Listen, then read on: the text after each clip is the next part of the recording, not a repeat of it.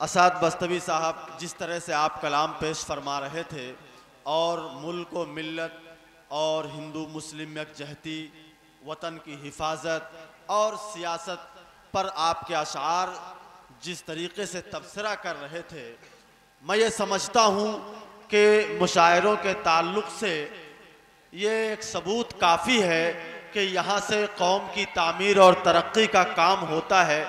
नौजवान नस्लों को कौम के लिए, वतन के लिए तैयार किया जाता है, उन्हें लोगों से मोहब्बत करना सिखाया जाता है, लोगों के साथ जीना और चलना फिरना सिखाया जाता है।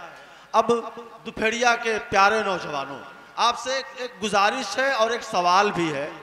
मैं एक जानना चाहता हूँ कि क्या आप लोग अच्छी शायरी भी सुनना और समझना पसंद करते हैं? एक सवाल है और गुजारिश भी है कि आप यकीनन पसंद करेंगे। दो नाम हैं हमारे पास हमारी फहरिस्त में, जिनकी शायरी बहुत ही मेयारी और बहुत ही मजी हुई होती है, इधर उधर के मानी और मफाहिम नहीं होते। हाँ, आप सुनेंगे तो महसूस करेंगे कि किस तरीके से लहू दिल का निचोड़ा है एक एक लफ्ज़ में, एक एक मिसरे में। मैं चाहता हूँ कि उनकी मुलाकात आपसे करवाऊँ, और उससे पहले वो हमारे अराकीन हैं बज़्म अरबाब अदब के, बसत खुलूस गुजारिश है कि 2-2 मिनट में अपनी बात मुकम्मल करें, ताकि जो मेहमान शोरा अभी 3 या 4 बड़े बड़े नाम बचे हैं उन्हें हम सुन सकें।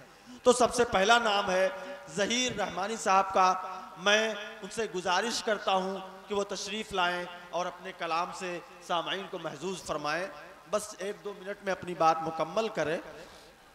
ज़हीर रहमानी। अस्सलाम वालेकुम दोस्तों, 2-3 शेर हाजिर कर रहा हूँ कि मेरा दुश्मन मुझे पहचानता है जी, मेरा दुश्मन मुझे पहचानता है, ज़ुम्रे हक में वो गर्दानता है, फिर भी वो तेग लिए फिरता है, जोशो जज्बा भी मेरा जानता है। अरे वाह वाह भाई, वाह वाह। जद में आया है कई बार मेरे, जद में आया है कई बार मेरे, फिर भी एहसान न कुछ मानता है। शुक्रिया, अस्सलाम वालेकुम।